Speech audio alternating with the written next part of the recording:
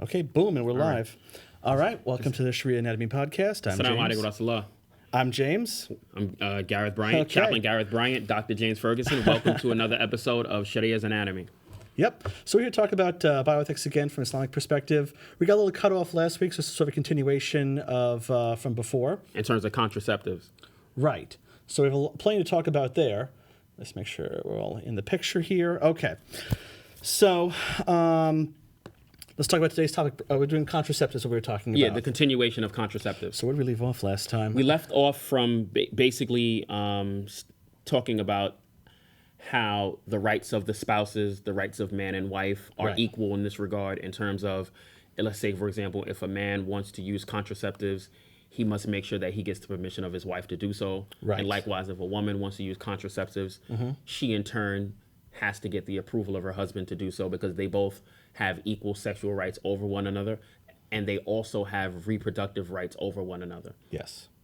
Okay, sounds pretty good then. Yeah. So we were talking about... We also spoke about the valid uses of contraceptives for other than sexual activity. Because I remember you mentioned in terms of hormone regulation, to stop things like endometriosis, because there's varied uses for contraceptions other than sexuality. Yeah, that's good. So we could jump back into that because we kind of got cut off at that last point last time.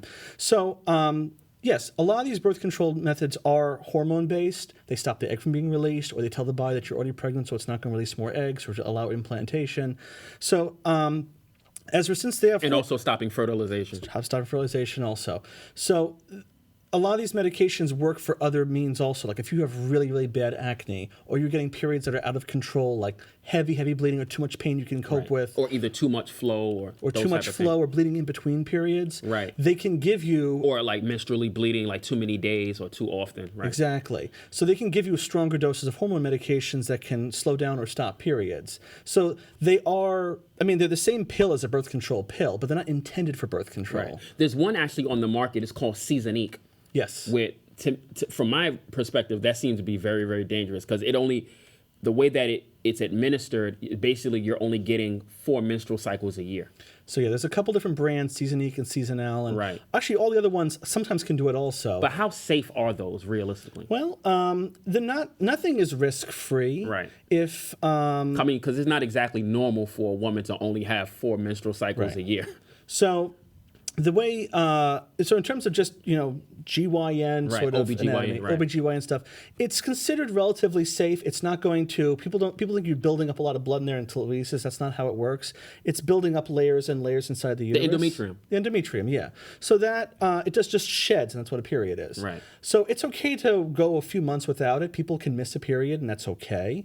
But these medications are a little more, they're not risk-free because if you smoke, it raises your risk of a blood clot.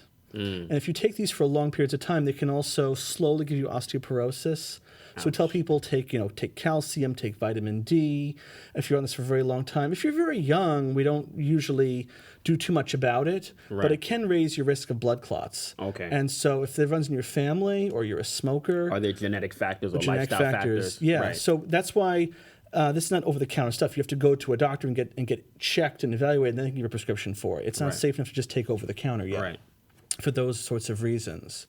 But yeah, there are people who take it, and it stops all periods for months at a time, more than 3 or 4 months. We tell people you can actually go like 6 months without it, or sometimes even up to a year. It all depends on you and your doctor.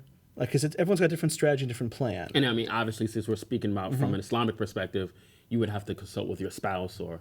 Right. Those type of things. Pretty much. Right. As we said last episode, didn't say at the beginning of this intro, but remember again, we're not scholars here. So necessary disclaimer, right? We're not religio medical authorities. Right. We're simply people who Allah has allowed us to acquire a certain amount of expertise in terms of Islamic principles, in terms of medical principles, and we're sharing the expertise that Allah has allowed us to amass. Right. So please don't take anything as medical advice, as a fatwa, as a religio ruling. Right. not a fatwa, not a religious ruling, not medical advice. Exactly. Okay. Right. So in all cases, consult actual religio persons of knowledge who you respect and trust, and also at all times consult medical professionals who you respect and trust. Correct. Now, obviously, you're a medical professional, but to take ourselves out of the equation, objectively seek objective outside sources. Yeah, you want someone who knows you. You want a medical provider who knows your case and can help you make a decision. I can't diagnose over the internet. Sorry. And it's not advisable. I don't think that's legal either. It's real dicey because it's just a risk. Anything goes wrong, it's all on you. Exactly. Right. Exactly. So I mean, they do have medical apps that people use to get like medical advice, like through an app, but not like it's not public. It's like person to person. Right. And that person is assuming their risk and liability based on it. Because if you actually are a smoker and you tell me I'm not a smoker and you do get a blood clot from taking birth control pills, right, then is this my fault? Right. And to be honest with you, seeking medical advice is the exact same as seeking religious advice, like Islamically, right? If you go to a scholar or a person of knowledge with an issue about yourself or community or another person, you're Islamically mandated to give the person who you're seeking religious advice from all of the details. Right. And if you don't disclose all of the details, obviously the person of knowledge, they're only going based on what they know, circumstantially based on the situation. They categorize things. Okay, if this circumstance happens, then this is the result, Islamically.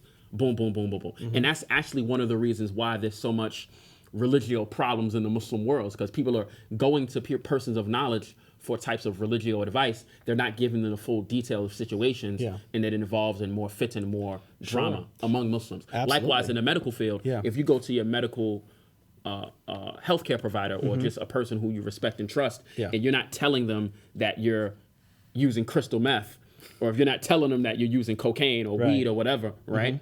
And then they give you a medical, not a medical edict, maybe a medical edict based on the severity of your condition. If they give you a medical edict or medical advice and you take that and it goes awry, that's not that person's fault. Yeah. That's your fault for not disclosing all of the details. Right. Okay. Just wanted to tell them, if anyone has any problems with the audio, let us know. Because last time we had some echo problems. So if that happens, just let us know in the chat. Exactly. And please be interactive.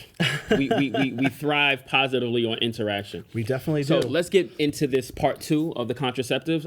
The most known form of contraception, not the most known, but like the most extreme, one of the most extreme forms of contraception, as we know, is abortion.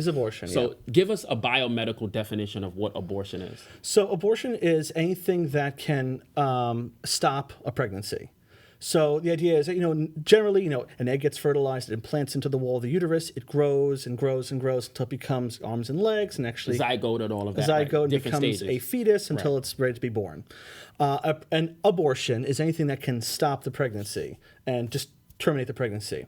So this can be very early on. This can be if the egg is fertilized, we don't want it to implant in the wall, so it just falls out. That happens. Anything that if the egg is already implanted into the wall, we can make it inhospitable and the egg will just stop. And we can also do a larger procedure where we can actually go in surgically and remove the baby, or remove the fetus. Excuse me, because it's they will make it very clear this is not a baby. What's different? When does a fetus become a baby? Is a philosophical, from a medical perspective. They really don't get into that. They don't get into that argument. Right. So that from a secular medical perspective, it's too touchy. It's very touchy. Everyone's, which is the reason why we're having this discussion. Yes. So everyone's got a difference of opinion on this. So just to keep it very simple and secular, we have, it's just what they call a fetus or zygote fetus. It becomes one to the other. But we just don't have a really good, clear definition of when. Right. In terms of like the transitional period. Yeah. Right. So to make it simple from a medical perspective, the cutoff that scientists use, this is a more political term, is when the fetus is viable or not. If you're just 10 cells and no heartbeat, no nerves, no lungs, nothing at all, that's not viable. Meaning it's not going to survive outside the body. If something happens to it, it's gone, and that's it. The definition of when does life begin, that's a more religious, philosophical question. Most definitely, yeah. Because even Islamically, there's a narration in a Nawawi in which Muhammad, peace be upon him, he said that after a person after a woman becomes pregnant, after 120 days, which is basically 3 months, 4. I'm sorry, what was the question? No, I was saying basically after 120 days. Yes. Muhammad, peace be upon him, said that an angel brings the soul and it plants it into the womb of the woman. Yes, that's the Islamic. That's the Islamic definition. Definition. And in terms of pregnancy, that's like what, 3-4 months? 120 days is 4 months. 4 months, right. So Islamically, basically, after 4 months, that's when the soul is implanted by the command of Allah through an angel. Yes. Into the womb of a woman, right? So Correct. Islamically, that's when the actual soul is placed into the body of the human. Now, some scholars, they'll take a posture, they'll take a religio posture, a madhab, that abortion is allowable until that 4-month period takes place. Right. And then you have other scholars who take the position that it's not allowable even prior to the 4-month period. Right. So generally the medical cutoff, they say, is after 24 weeks, the baby is considered viable. I mean, you can live outside of the mother. So how many months is 24 weeks? 24 weeks. Oh, goodness. I'm bad with my math. So is it like basically like 5 months? Because I know in the U.S. anyway, I think the cutoff point for allowable abortion is like 6 months. In the U.S., I think the allowable cutoff, meaning like you can no longer actually get an abortion, I think is like what, 5 months. So this depends on the state. Right. Generally, it's between 4.5 to 6 months, depending on where you are. Right. Now, it's actually been updated because now a lot of states have passed what they call the heartbeat bill, meaning Ohio, Georgia, places that say if you can detect a heartbeat, then abortions are not legally allowed anymore. Well, hell, you can detect a heartbeat. What, as early as 3 months, right? Really early. Yeah. As soon as 7 weeks. Wow. Like 2 months in, you can start to notice it. Right. If you know what you're looking for.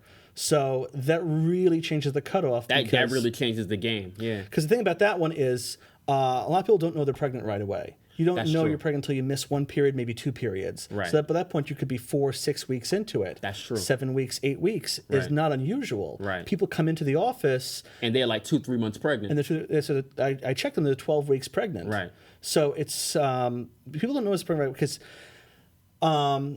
you don't always notice it. It's not like you suddenly, you feel that different right away. It's not like you look into the mirror and someone's like, hey, bam, you're pregnant. It's not like that. That's not realistic. Pretty much. Right. So in terms of abortions, they're safe in the first and second trimester medically. Right. So we try doing it, before, sooner the better, of course. If it's brand new, just happened, this thing called emergency contraception, which some people consider to be abortion. That is on Plan B? Plan B is what's called emergency contraception. Right. Now, by some religious scholars, that's considered abortion because some would consider an abortion because realistically, you could take the Plan B and conception already took place. Yes. Because you have some contingencies of scholars, they take the position that as soon as conception happens, that's life. Right. Regardless to the 4-month period before the soul enters the womb of the mother. Yes. So some people do have that belief. And that means some people say it's not permissible because you're considering it. Now, conception is a hard one because, yes, once the sperm and egg fertilize, you have... Medically, that is conception. Medically, that's conception. Right. The thing is, what people don't understand is a lot of times this happens more often than we realize, but a lot of times the body doesn't accept it. So you can have a fertilized egg that just falls out. It doesn't implant in the uterus. It gets rejected. People get miscarriages all the time. Right. It looks like a very heavy period, but it's actually the lining has shed and the egg with it. Right. So is a miscarriage the same as an abortion? It's just a natural miscarriage. Right. Well, I mean, obviously, in a non-medical or non-healthcare context, the average person who is not a healthcare professional, they don't see miscarriage and abortion as two sides of the same coin. From a medical perspective? From a medical perspective, even though sometimes it could be. Right, because we consider a miscarriage, the medical term is a spontaneous abortion. Right. And that's just a natural abortion. Right. A medically induced abortion is what we call an elective abortion, meaning I'm doing it. That's what most people understand it as. Right. Even though you made it very clear that sometimes the body itself can actually abort the abort. Sure. But most people would just consider that a miscarriage. Right. So there's many reasons, because what happens if the fetus is not viable in certain ways, like genetic problems, the body will just terminate the pregnancy. Right. It's like it's just a natural miscarriage. It's not a viable number of DNA For lack of a better term, it's like a biological abortion. It's a I guess so. Yeah. It's a like natural spontaneous abortion. Right. Yeah. That's not viable. It's just not going to last. Right. So the cells will just, not work. Right. Now, that's not everything. I do want to say that, sometimes we have issues like, Down syndrome and stuff like that. The body will continue the pregnancy even though there is a medical genetic problem going on. I mean, because the body is not detecting like, this person has a genetic deformity, get rid of it. Or this person has Down syndrome, get rid of it. Right. The body just doesn't, Allah didn't create the body to function that way. Right. And if you consider, if you consider all life to start after conception and all of these miscarriages happen, the majority of pregnancies do end in miscarriage. So people, if you think about that, then there's lots and lots of babies dying if you view this as life. If you take it from that perspective. If you take it from that perspective. Right. So I think actually Islam is more interesting about it because it says, yes, there's no soul until 120 days. Meaning, as I understand it, if someone loses the baby before 120 days, is that considered a loss of life? Is there a funeral? No. The scholars, they take a position. That's interesting that you mentioned that. There may be some scholars who take a position that if the person was pregnant, then you would kind of like give like a salatul ghaib, right? Absentee funerary prayer. Yes. But if I'm not mistaken, the default is that if the person has not been born, then there is no there's no funerary prayer at all for that individual. Okay. Regardless of whether the soul has been inside of the womb or not. I see. If the person has not officially been born. I see what you're saying. So, I mean, this type of thing, I mean, obviously, Islamically as well as medically, you'll have different positions. Right. So just to give the medical view, like I said, there's various methods of abortion. The medication methods, which basically tell the body to get rid of it. Certain medications you cannot take if you're pregnant because they can cause an abortion. So in Chinese medicine, there's actually an herb called sangui. Sangui. It's actually listed. I used to study Chinese medicine. It's actually listed under a category called the toxic herbs. I see. There was actually a Chinese film that I saw by Shaw Brothers.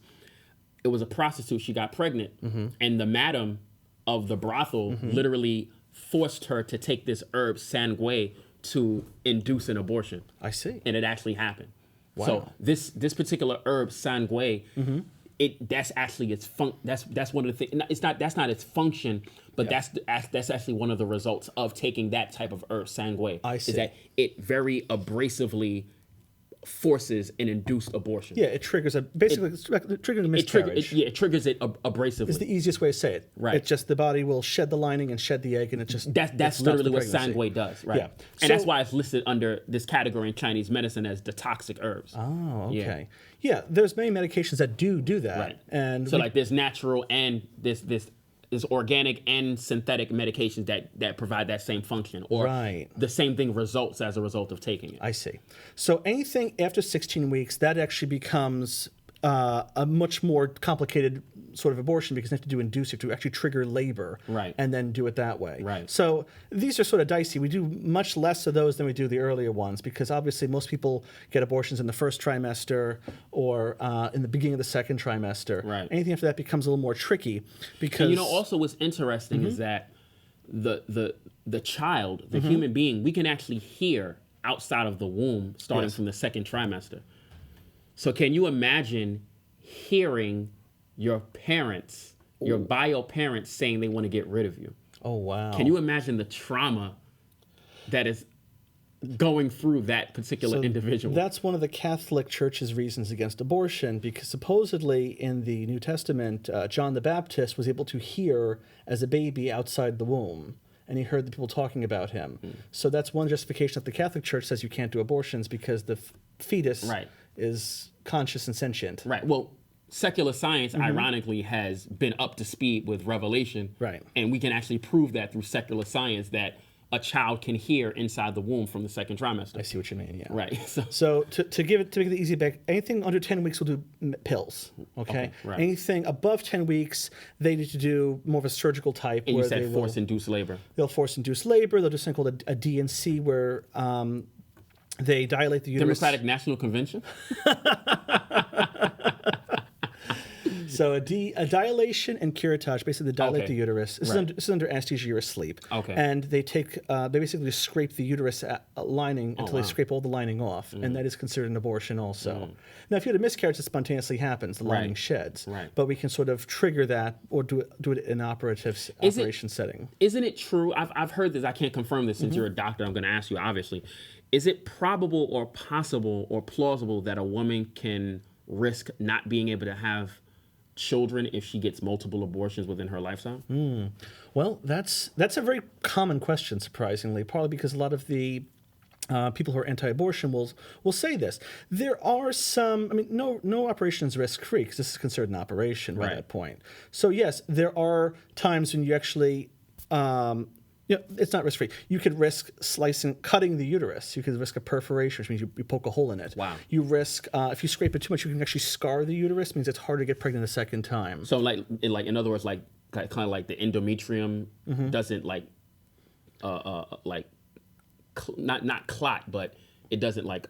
If you scrape it too much, it'll scar over and just not grow the same way. Like it won't grow. It won't. Right. Okay, now I do not know the rate of that. So it could be a very low risk. However, the risk is not zero. You sign a consent form. The fact that it's there, it means something, right? Yeah, and I want to bring this up because abortion used to be illegal in the U.S. and people would go get manual abortions. They would go find someone prior to Roe versus Wade. So prior to Roe versus Wade, abortions were done. Yeah. The whole very gory iron hanger, wire hanger thing, right? Yeah, because that's basically the reason they call it that is because you're breaking their water. Right. And if you don't know what you're doing, you can actually cause some serious damage. I mean, you cause death. You can cause death. There were many, many deaths because of this. You can cause infection and death. Right. So this is not a risk-free thing. Anything over 16 weeks we consider as an operative procedure because you have to trigger labor. And if you're getting very close to close to your due date by 4 weeks, it's very, very rare to do abortions right before close to 40 weeks. That is if the baby has died. Oh, wow. Or the baby is not viable, or if the mother's health is actually very, very threatened. Okay. So it's very, very rare. Now, people call this, unfortunately, the modern name is partial birth abortion because you're sort of triggering labor, you're delivering the baby, and then you're delivering the parts of the baby. Okay. So it can be. Well, this would be kind of like in a case where the baby is stillborn. Yes. Right. Well, I wouldn't. A stillborn delivery is still delivery. You're having labor and you're delivering the body of a fetus. Right. That's not the same as what they call like late-term abortions. That's when actually So realistically, from your professional knowledge and background, what's the latest stage that you know of that a person has actually gotten an abortion? I've never seen them that late. It's very, very rare because usually people have already, by that point you made your mind, you want to have the kid, you're probably... And realistically, what would be the point of having an abortion at that time? Exactly. Let's say, for example, if you're 8 months, what would be the point of having an abortion? There's not much reason for those. The reason those do happen medically is because the baby is no longer viable. Right. There are some rare genetic conditions where the baby is not going to survive, even if they are delivered, they're going to live for minutes to hours. These babies are not viable. Or if the mother, her life is threatened, if you have that sort of choice, they can medically perform an abortion at that time. Right. And that's an ethical dilemma of who do you want to risk here? Right. And actually, that's literally what we're going to get into. Sure. In a minute. So someone actually did ask a question into the audience here. If a child is conceived as a rape in marriage and the woman wants to abort the kid, is it permissible? That's a very good question. So we had mentioned last time that in terms of sexual rights, reproductive rights, both the man and the female have sexual rights and reproductive rights over each other. Yes. But then also, in terms of the woman, her reproductive rights are the responsibility of her husband. Because Allah says in chapter 4, verse 34, الرجال قوامون على النساء, which means men are responsible for women. And that's in every aspect. From a spiritual aspect, psycho-emotional aspect, primal aspect. So when a man is married to a woman, Islamically, and this is based on a narration of Muhammad, peace be upon him, that I mentioned last week, in which he said, I urge you to be careful and cautious with your wives because they're like your prisoners or like they're like your property. So Islamically, a woman would be classified as being under the umbrella of a man's mal, because mal in the Arabic language means wealth or property. Okay. So also responsibility. So you are Islamically responsible for the welfare of your female spouse. So in a very general context, if a woman wants an abortion, even if she's raped, she would still have to consult her husband about it. Now, to be clear, we're going to run through, because I know this is going to be very, very controversial. Of course. We're going to go through the different types of abortion. So Islamically, abortion is of three types. Okay. The first one is resulting from sexual assault, incest, rape, what have you. The second is resulting from a medical necessity, either like a health or life-threatening risk. Okay. The third is resulting from either A, a woman choosing to do it because she doesn't want children, additional children, and then B, a woman who rationalizes that because she's not in a socioeconomic place right. she needs to be in to be a responsible parent. And then C, a woman who wants to rid her life of the responsibility of a child resulting from the personal actions of both her and or her sexual partner or partners, and then also her family or community pressuring her to do so. I see. Right? So in the case of rape, we're going to go through that one first. In spite of what I had already said about the man having sexual and reproductive rights over his spouse, at the same time, in a case of rape, you can't blame a woman for wanting to abort a child as a result of rape, because you don't know where she is, what space or place she is spiritually or psycho-emotionally. And obviously, as men, we have a male privilege. It's easy for us to pontificate or promote pro-life when we're not the ones that have to be stuck with the child as a result of rape. Okay. So obviously, we're speaking from a space of like anthro privilege, right? Anthrocentric privilege, right? Gender privilege, male privilege, right? So Islamically, the way the Sharīah approaches abortion holistically is that it is contrary to the preservation and the prolonging of life, which I mentioned. The maqsid, the objective among the maqasid of the Sharīah, of Sharīah of Islamic law, the objectives of Islamic law, is that holistically, abortion is one of those things that violate the preservation of life. Right. And one of the things that Allah says in the Quran, in chapter 6, verse 151, Allah says, and do not kill someone whom Allah has sanctified without justification. I see. Right? So that even applies to a person conceived as a result of rape. I see. Right? Now, I guess we need to kind of make a separation here because, like as you said, 120 days is the cutoff when a baby gets sold. Right. So prior to that and after that are sort of different topics, right? Right. I mean, it depends on who you ask scholastically. Okay. Religio-scholastically, it depends on who you ask, right? Okay. So let's say, for example, you may have some scholars, some persons of knowledge Islamically who take the position that, okay, if a woman is raped, if it's prior to 4 months, just get rid of it, no problem. You'll have other scholars who will say, no, it doesn't matter. If it's conception, you must keep it. That's a position that other people take. Now, I'm willing to be more sanguine and more permeable about the issue because Islamically, there are three types of procedures in terms of how to deal with abortion. Yeah. The first one is pertaining to something being reprehensible and punishable. But let me go back to that. Sure. This is what I'm mentioning is not just pertaining to abortion. It's pertaining to anything which is classified Islamically as mahrum, Islamically prohibited. So there's three categories on how to approach something which is mahrum, Islamically prohibited. It's either something that's both reprehensible and punishable. Punishable meaning that there's a mundane punishment in this material life as well as the hereafter. Reprehensible but not punishable. Also neither reprehensible nor punishable. Now, in terms of something being neither reprehensible nor punishable, this is pertaining to a circumstance that literally determines life or death. If it's a life or death circumstance as to why this was done, right? I see. So in terms of abortion, it falls under those three categories as well. You'll have abortions that are both reprehensible and punishable. Now, because in Islam, there's no concrete text stating that if a woman gets an abortion or if she's forced to get an abortion, whether there's an actual mundane punishment for that. That's something that Islamic judges would have to decipher and discern based on their own judgment, based on text, and based on their understanding and interpretation of text. I see. So there would be like fatwa, there would be non-prophetic or non-revelatory edicts or rulings to determine those type of things. I see. Because in al-Islam, there's no ahkam, there's no revelatory or prophetic judgments pertaining to how to deal with a person who gets an abortion. Sure. Right? All right.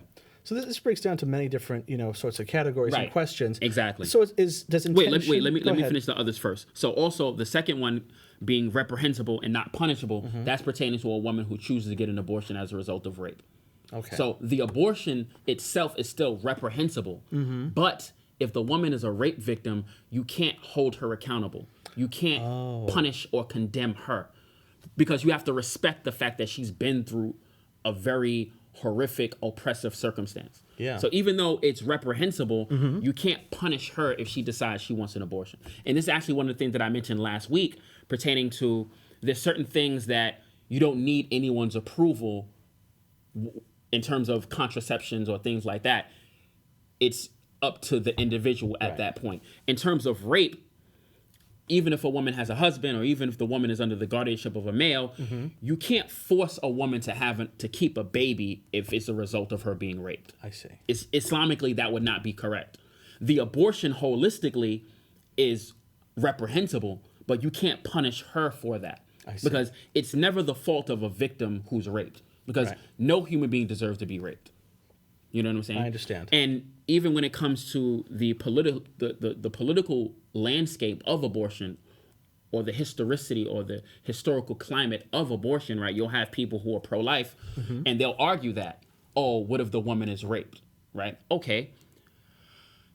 If you're going to take that route of what did the child do to deserve death, right? Because again, going back to what Allah says in chapter 6, verse 151, Allah says, and do not kill someone whom Allah has sanctified without justification. I see. So if you are conceived as a result of rape, it's not your fault. Right. It's the fault of the rapist, which means if anything, execute the rapist. Yeah. That's where the justice lies. You execute the rapist. It's really ironic how we live in societies where we would be more comfortable executing a human being at birth or at embryonic development and not execute a rapist. Like we were talking about before the podcast, it's a known fact that in the U.S. alone, the average sex offender, meaning the average child molester or the average rapist in the United States, literally barely does more than a decade's worth of prison time. Wow. The average sex offender in the United States barely does 10 years worth of prison time. Wow. That's amazing. National average. You can look this up. Yeah. National average. Shocking. Yeah. I mean, you would think that it would be higher sentencing or at least the death penalty, right? But again, there's a lot of ethnocentricity in that as well because it's a known fact that in the United States alone, most sex offenders are white males. Right. Same thing with these shootings. One of the reasons why these mass shootings have such lenient sentencing and approachability by law enforcement is because most of these mass shooters are non-Muslim white males. Right. Had these mass shooters been, or even these sex offenders, if most of these sex offenders were non-Christian or non-European, you bet your bottom dollar there will be harsher sentencing, right? So going back to the point, right? Yeah. In terms of abortion as a result of rape, again, it's something reprehensible but not punishable. I see. Because you're not allowed ever, Islamically, to condemn or punish a woman who decides or wants an abortion as a result of her being raped. Because then you're oppressing her twice. It's bad enough she was oppressed as a result of getting raped. And now unfortunately, she ended up getting pregnant as a result of the rape. But now you're condemning her or even punishing her as a result of her wanting to get an abortion. Now you're oppressing her twice. It makes a lot of sense. You know what I'm saying? Yeah. Even though in spite of the fact that, as the law would have it, ironically, if you look globally, less than 10% of women who get abortions are rape victims. And in the U.S., less than 5% of women who get abortions are rape victims. I see. That's a good point because from a medical perspective, again, we don't actually know what percent of rapes do end in pregnancy. There was only one study, and it said there was about a 3% chance, but that I'm not sure if it's a very reliable study. It's only one of them, and it wasn't a very large group. Right. It's very hard to find people who admit to A, being raped, and second, got pregnant from it. It's hard to track these cases. Right. Because so many people, they live in fear. Yeah. Or they either may not know their attacker. And even in terms of like the rape kits, I was actually watching a show on Facebook. It was a Facebook video on Now This. There was a congresswoman, she mentioned about contraceptives or having access to contraceptive care, what have you. And she mentioned the point that a ridiculous number or figure of women in the U.S. They've been to hospitals who literally didn't have rape kits on hand, and they didn't have staff who were equipped to use the rape kits. Right. And even when the rape kits were used, they ended up being expired because they either weren't done properly or and some women who are like victims of like date rape with date rape drug or what have you, they've actually been to more than one hospital, and by the time they get to a hospital that has viable rape kit personnel to actually do the rape kit properly, the actual date rape drug is already passed through their system. Right. So it's a very ugly situation for rape victims. Situation. Very ugly situation. You're absolutely right that there's not a lot of people fall through the cracks. The system is not really too many people. Too many people. Yeah. One of the reasons that Plan B, which is what they call emergency contraception, you can use it up to 3 days after sex, is over the counter. Was they said, what if someone needs this, and what if they were assaulted or abused or raped? So this is an easy way to get to prevent a pregnancy. Right. And also, there's a narration in Abi Dawood pertaining to the Book of Judgment, the Book of Punishments, where it proves the Islamic punishment for rape is death. Because there was a time during the lifetime of Muhammad, peace be upon him, where a woman, she was a female companion, may Allah be pleased with her, she was attacked and she was raped. And another man had walked by, also Muslim, also companion, may Allah be pleased with him. And because she had just experienced this trauma, obviously she couldn't readily identify her attacker. So she immediately pointed to him and said, he raped me. So he was grabbed by the people of the town and brought to Muhammad, peace be upon him, for judgment. And this person was literally seconds away from being executed for this rape. Oh, wow. But then, by Allah's mercy, the person who actually did the rape, he publicly confessed it. And then that innocent person was let go, and that guilty person was executed for the rape. Wow. So this one text is actually proof that Islamically, the punishment for rape is death. I see. Going to the third approach for abortion or any sin is that it's neither reprehensible nor punishable. This is pertaining to whether or not it was done to preserve life itself or as a necessary component in terms of life or death situations. Now, in terms of abortion, in terms of an abortion being neither reprehensible nor punishable, is what you had mentioned earlier is pertaining to whether or not the potential mother, if her health or her life is in danger. Right. Or if the life of the child is declared medically to be non-sustainable after birth. Yes. So in those circumstances, abortion is neither reprehensible nor punishable because it's exclusive to a life or death circumstance. I see what you mean. And Islamically, you're obligated to preserve the life that already exists. Yeah. So in other words, if a woman is pregnant and there's a clear bona fide medical excuse for her to have an abortion because of a valid medical circumstance to preserve her own life, Islamically, she has to do it. I see. Because you're obligated to preserve your life first because you're here. So Islamically, selfishness is not what we think it is. So being selfish or selflessness doesn't mean that you don't care about anyone. It means that you care about yourself first. Apathy is when you don't care about anyone except yourself, and even to a large extent, you don't even care about yourself. So in this context, there's an Islamic allowability to be selfish, to preserve your own life. So Islamically, you're obligated to preserve your life first. Just like when Allah says in terms of the hereafter, Allah says in the Quran, Allah says, save yourself and or then your family from fire made from men and stone, prepare for the disbelievers. But Allah mentions the individual first. We're obligated to save ourselves first. So if we're obligated to save ourselves spiritually, obviously we're also obligated not only to save ourselves spiritually first and then other people, we're also obligated to save ourselves psycho-emotionally first. And then we're also obligated to save ourselves primarily, anatomically, mundanely first, and then other people. So in a case like this, in terms of an abortion being necessary to preserve the life of the potential mother, she has an obligation to look out for herself first because she's already here. That potential child is not here yet. Gotcha. Those type of things. Okay. So as I understand it, just to kind of sum it up, right? So abortion depends on the timing, right? If the halal, the legality, the Islamically allowable parameters, right? Islamically allowable parameters depend on timing of Right. like when, how far a pregnancy is, Right. and sort of intention as well, right? Motive, right? Motive. And also, and most importantly, circumstance surrounding the wanting or the pursuit of the abortion. That's Right. the main thing. Okay. The ahwal, the conditions, the shurut, the conditions, the circumstances, the asbab. I see. So we talked about whether, if rape is a permissible reason, like you said. There's other very common ones where... No, I didn't say it was a permissible reason. I just made the point that holistically it would still be mahrum, but you're not allowed to condemn or punish a woman who chooses to get an abortion as a result of rape. Correct. Sorry, I made Yeah. that. It made a lot of sense there. Other issues people sometimes bring up are, I think fear of poverty is probably the biggest reason people still have. Well, Yeah. I don't have the money. Allah to raise a actually kid. speaks to that. There's actually Allah mentions this several times. Let me find it. Allah mentions in chapter 17, verse 33, and also in chapter 6, verse 151 as well. Allah says, "And do not kill your children. Do not kill your own children, resulting from fear of poverty. Okay. Allah provides for you as well as them." And then the other verse, Allah says, "Allah provides for them as well as you." So Allah gives us a clear command to not do away with your children, to not execute our children out of fear of poverty, out of fear of not taking care of them. Okay.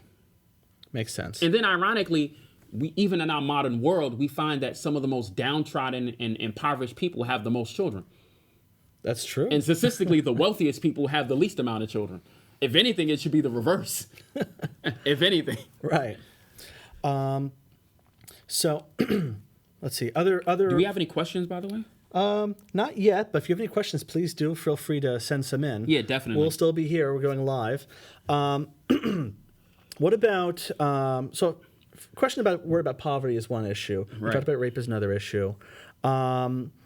If there's a physical or mental inability to raise children, for example, there was that really disturbing case back, I think it was in Arizona, where a woman in a coma in a nursing home, she got pregnant. Yes, that happened this year, if I'm not mistaken. I think that happened in January. Right. Now, obviously... Well, I mean, Allah knows best how long the person was raping that person in a comatose state. Allah knows best.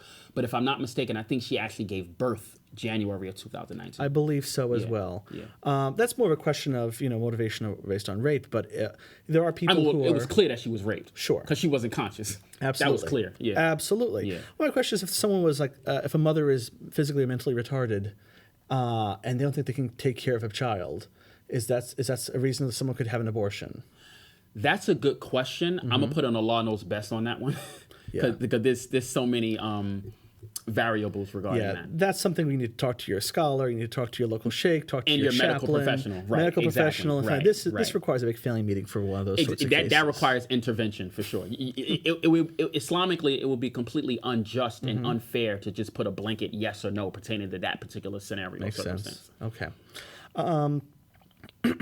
There are certain conditions. There's some very rare conditions. And then also, not to cut you off, if people are that concerned about getting pregnant, why are you having sex for? Because if you have sex, the probability of you getting pregnant is high. Right. The probability of conception is high. So it's like you can't have it both ways. Sure. You can't have it your way in the bedroom and then not want the responsibility of conception of a child. Yes. You got to pick your poison. Right.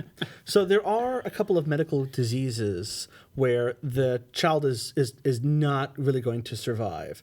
Like if they're born, they're going to live 4 days and that's Oh, wow. it. Are these exclusively genetic factors, or are they lifestyle or Mostly external genetic. conditional factors? Okay. Mostly genetic.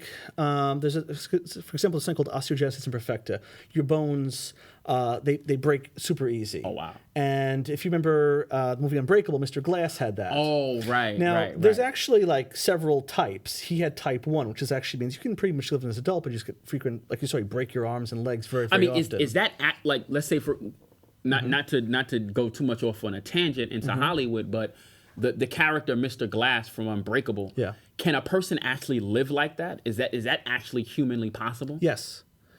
Now, like I said, there's type 1, type 2. There's like 7 types. Type 1 you can you break your bones very easily, and they live to adulthood. However, you get many boken bones, like he did. Now, if you have type 6 or type 7, that's so severe. If they don't die in the womb, they may not live very long outside. Their bones are just too soft and too brittle. So if you have a case like that where they do genetic testing and they tell the parents, in second trimester, which is usually do genetic testing around then, I'm very sorry that your child's going to have osteogenesis imperfecta and is probably not going to live very long. That's a very heartbreaking situation, because what if they misdiagnose? What if they're wrong? Or what if because we know miracles happen. We're Muslim, we believe in miracles, we believe in the power of Allah. So what if, in spite of that diagnosis, Allah allows that person to be able to thrive? Right. You would never know that if you abort the child. Sure. That's a very sticky situation. Definitely. There's no easy answer for that. Yeah, and we do see questions like that. Ultrasound shows baby's got a hole in their heart. Heart murmurs. Right. One of my nieces had a heart murmur. But by Allah's mercy, she ended up being born, and she's fine now. Well, thank God for that. Yeah, mashallah. There's different severities, though. It can be just a murmur, and thank God if it's just that, that's just that. But there are people who have some severe holes in their heart, or have what's called transition of the great vessels, where the arteries and veins are swapped in the heart, and this is not compatible with life. Right. If they... basically, it'll cause your heart to, drown or suffocate. Essentially, they're not going to get oxygen. Right. It's in a loop, and it's the wrong way. It doesn't form correctly. Right. So they're not going to get oxygen. Or even oxygen. We were talking about, vascular ring. I myself have a vascular ring, which basically when the aorta starts to branch off into different arteries, major arteries, for some reason, as Allah would have it, a piece of the aorta branches off and forms kind of like a circular artery around the trachea. And it's in some cases actually fatal. It can be. Yeah, it can be. Yeah. I mean, some people don't survive after birth as a result of vascular ring. Yeah. That's definitely true. And I didn't even realize when I was younger, I didn't realize how common it was until I got older. Vascular ring is actually something fairly common. Yeah. So, and those are where the life is very, very, very, very short. Right. If the baby has actually died, as a stillbirth in the womb, the baby is for all intents and purposes clinically dead. Right. Clinically dead. Can you still do an abortion? Because there's no soul by that point, right? The soul has left the... Well, I mean, even if the soul was there, yeah, maybe the condition after the 4-month period caused the death of the child. I see. So that's a possibility as well. Sure. So based on the medical severities that you mentioned, it could be where that took place prior to the soul being implanted into the womb, and it could also be a circumstance where that happened after the soul was implanted into the womb. I see what you mean. Right. Okay. We actually did get another question here. All right, cool. If someone is pregnant and they get on a ventilator, and she, I'm assuming the mother, is pronounced brain dead, but the baby's still fine, using the woman's body as an incubator or aborting the baby at that time, what is your opinion on that? Whoa. Wow. That's serious. Well, so I guess to start with, we do have cases where the mother dies in a car accident, right, or the mother gets shot. That has happened in New York City, where the mother is legally brain dead, right, but her heart is still pumping, so the baby is still alive in the womb, right. And let's assume this is somewhat second or third trimester, right. What's your opinion on that? Well, we do put women on life support and keep the baby going if the family is okay with this. Now, after a certain point, it becomes an issue. It legally takes over. Where let's start at the beginning. If this is like a first trimester, 12-week baby in the first 3 months, then it's up to the family exclusively. The family now the woman is no longer contributing to this discussion, but the husband, the spouse, the family, the parents, they can say, we just want to terminate this pregnancy. Now, she can't consent either way because she's no longer... Clinically, she's not there. She's clinically not there.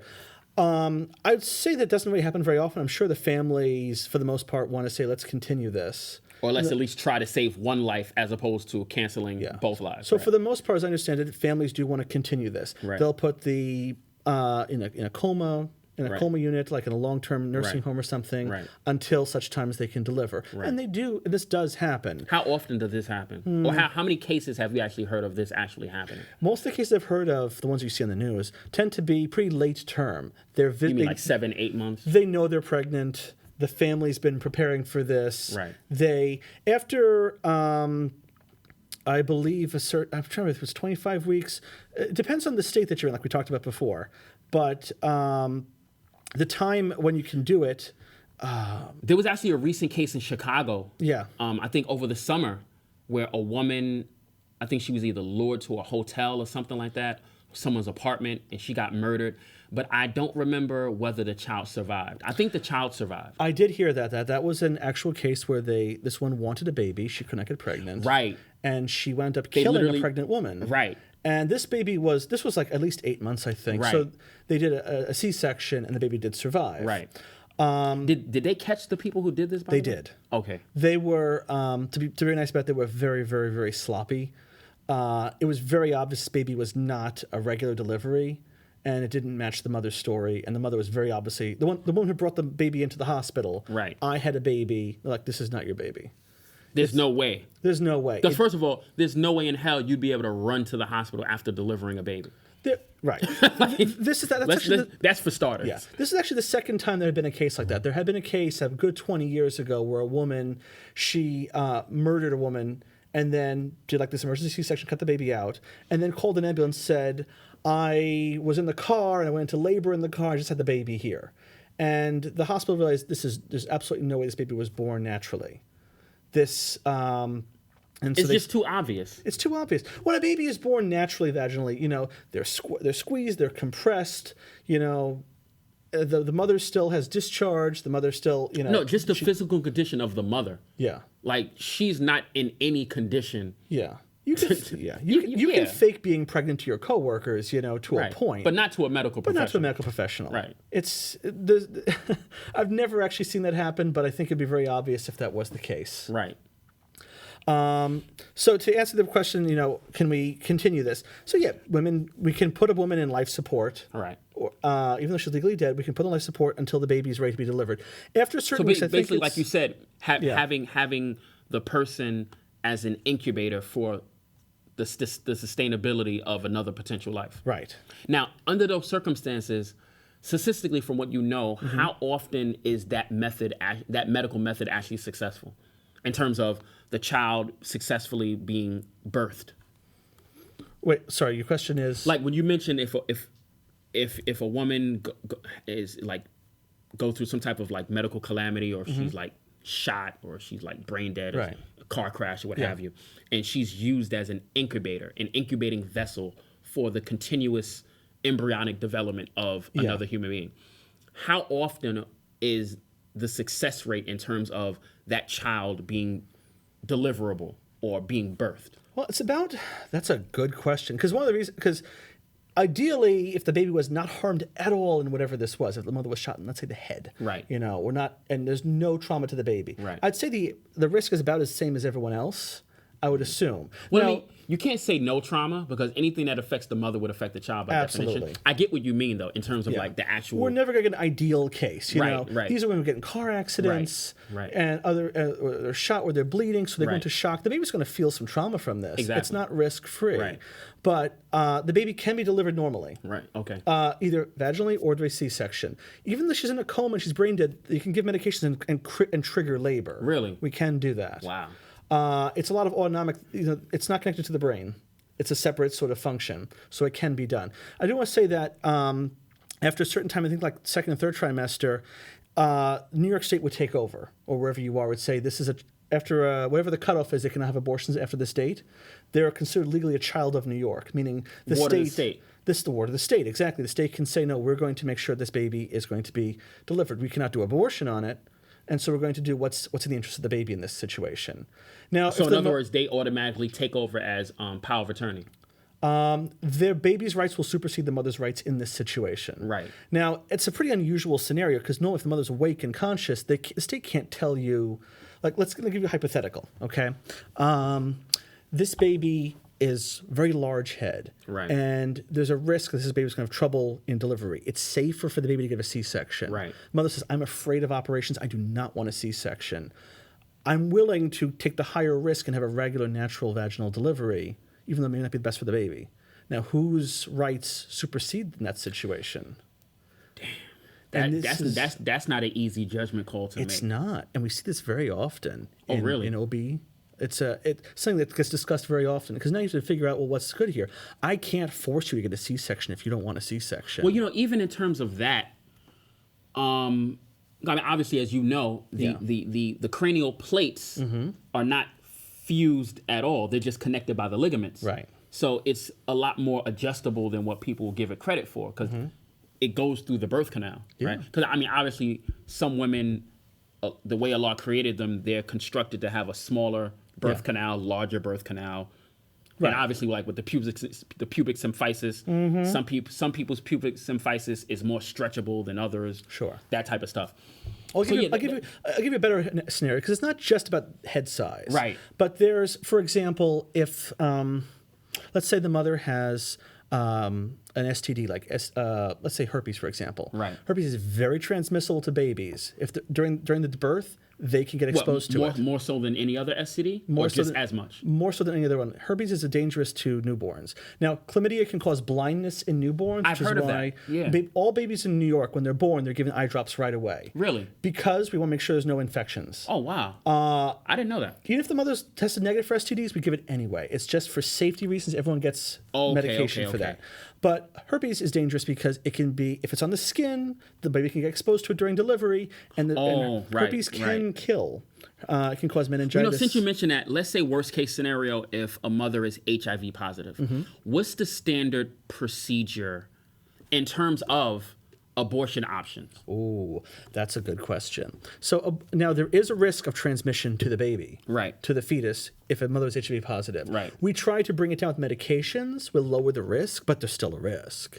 What's the realistic probability that a child can be born without HIV infection? Oh, I gotta look that one up. But I think it's if we know in advance. Based on what you remember. Yeah, based on what I remember, it's low. I think it's like 5%. We can keep it kind of low now. Really? Yes. As long as we know it's coming, we test all mothers in first trimester if they come in, so we get a head start on this. So we check them. If that's the case, we can start them on anti-HIV medications, lower their viral count in the blood. It lowers the risk of transmission to the baby. But I mean, how is that even possible?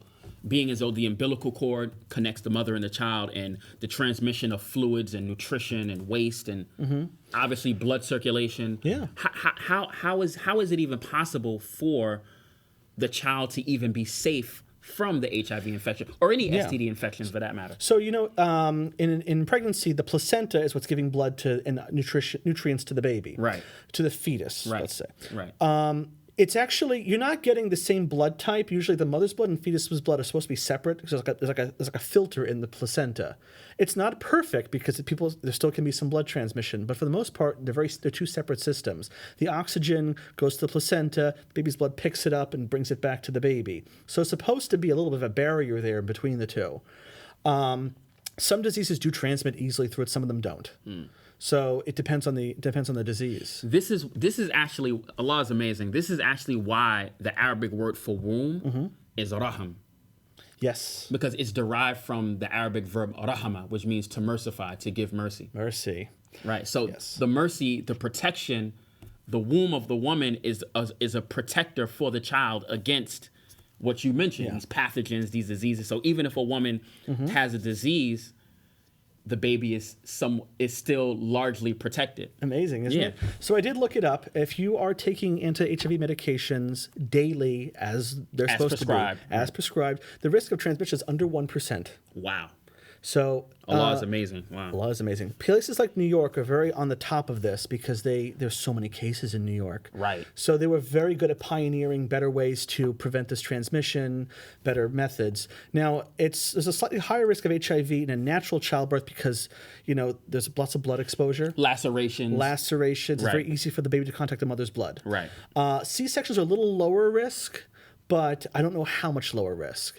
And if I were to tell a mother, you'd be better to get a C-section, well, C-sections are not risk-free either. It's an operation. Literally. So then you have to say balancing. I mean, even natural birth ain't easy because realistically, a woman is on her deathbed when she's giving birth, realistically. Because women die in childbirth all the time. There's a high mortality rate. Yeah. Now, it's gotten better over time. Right. But like you said, the risk is still there. The risk is still. Nothing is risk-free. Right. There's many chances of dystocia. The baby is trapped in the birth canal. There's bleeding. There's overdoses on medications. There's something called preeclampsia, where just being pregnant makes your blood pressure go up and up until you have seizures, and you can die from that. That's an emergency. Wow. So there are cases in which they say the emergency, you need to delivery right now because we cannot wait. Right. And also blood clots and embolisms, and there's many things that go on.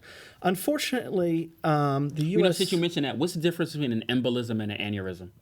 An aneurysm is when, like an artery, right? Artery is like a pipe. If the pipe starts to leak or burst, that's an aneurysm. Okay. An embolism is like a clot. Okay. It doesn't have to be blood, but very often usually is a blood clot. It could be anything else, though. For example, if you're pregnant and you're having delivery and it's not going very well, the amniotic fluid can get trapped in the arteries and veins and cause a clot. Not a blood clot, it's an embolism, and that can be fatal. Oh, wow. So women do die of amniotic fluid embolisms. It goes back to the heart, it goes to the lungs, it gets stuck in the lungs. Wow. And then now they can't breathe.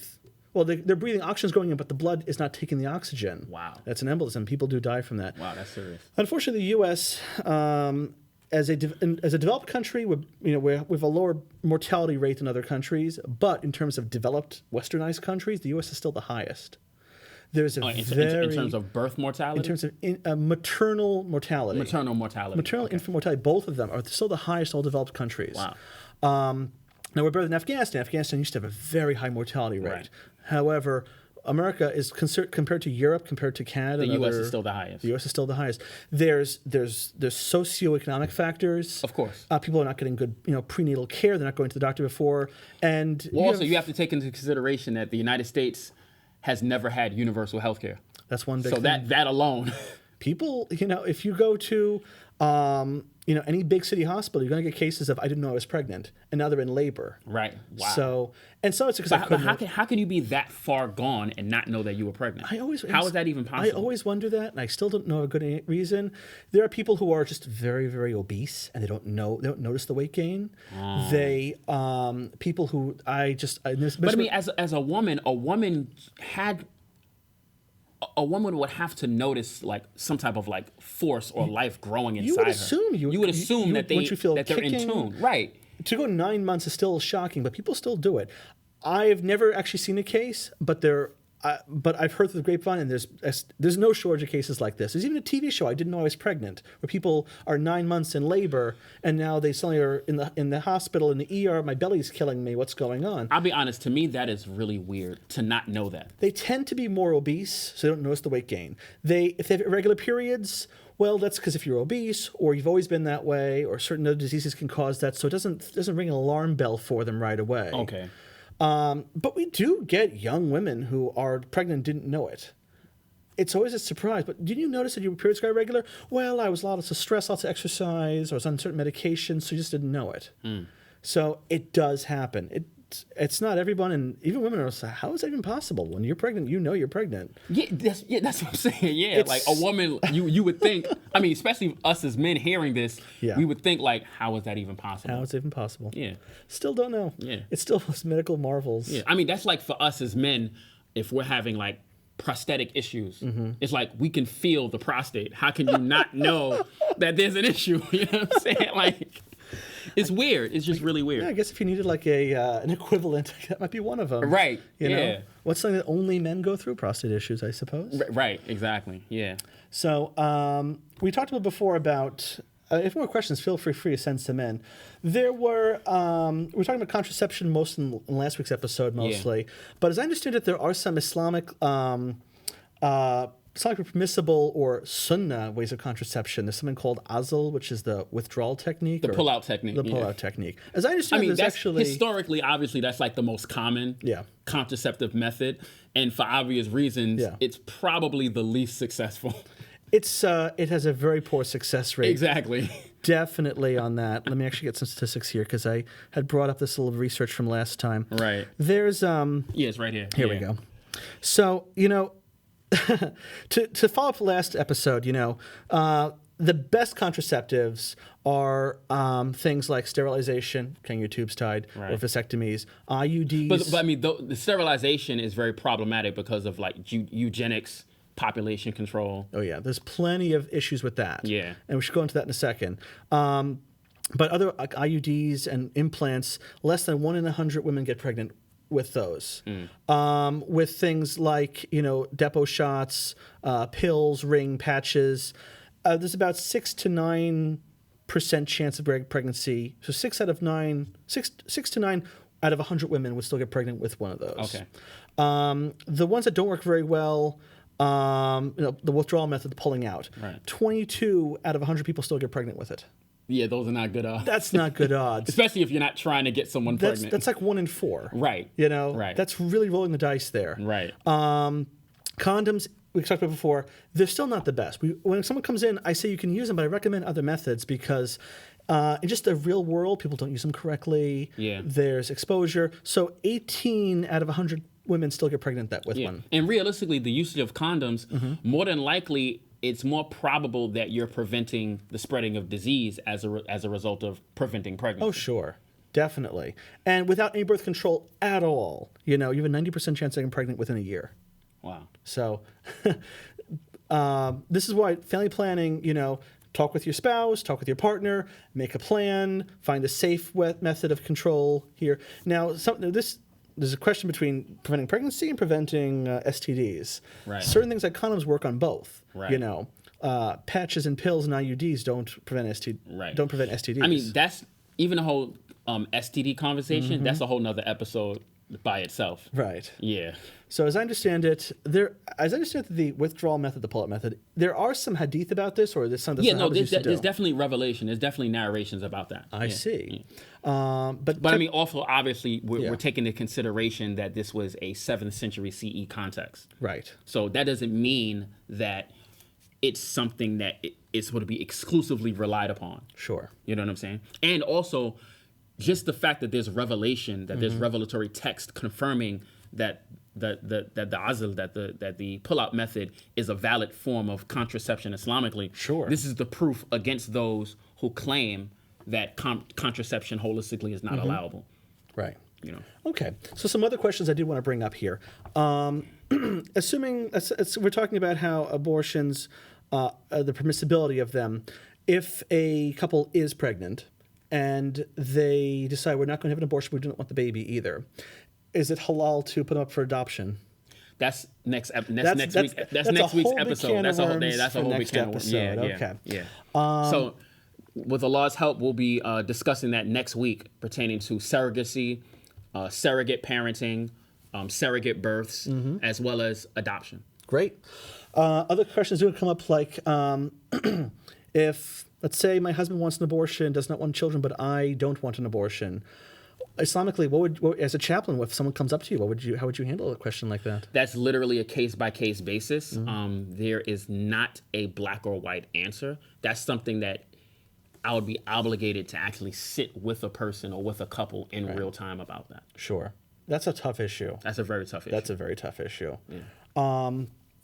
Let's see. There was a question about, I think we talked about this last week, because people do come in and say, I got pregnant, I don't intend to have a child. Can I get an abortion? Now, where the clinics I work in don't do abortions. At all? No, they don't really. Planned Parenthood would do them, and other providers would. Right. But where I was working, no. And it depends on where you are. Catholic hospitals. Ohio's a red state anyway, right? Well, I was working in Ohio. Ohio is a very purple state. However, you're right. What does purple mean? It's kind of a mix of red and blue. They're one of those states that flips every couple of years. Yeah, red and blue is purple. Right. But Ohio did pass recently a heartbeat bill. If you can detect a heartbeat, you can have an abortion.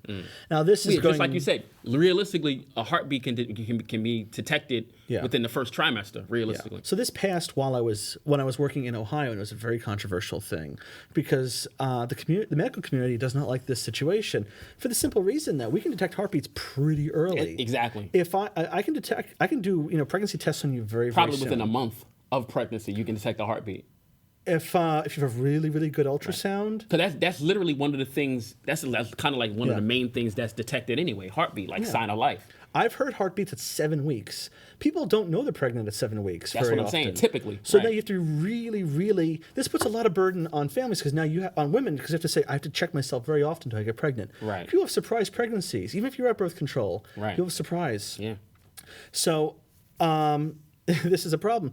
If the ultrasound can find a heartbeat pretty quickly, then you have a problem where now you can't get it done. Now the courts are fighting over this, and this is a more legal question, more of a sort of a philosophical question. Yeah. And also the whole Roe versus Wade thing. Yeah.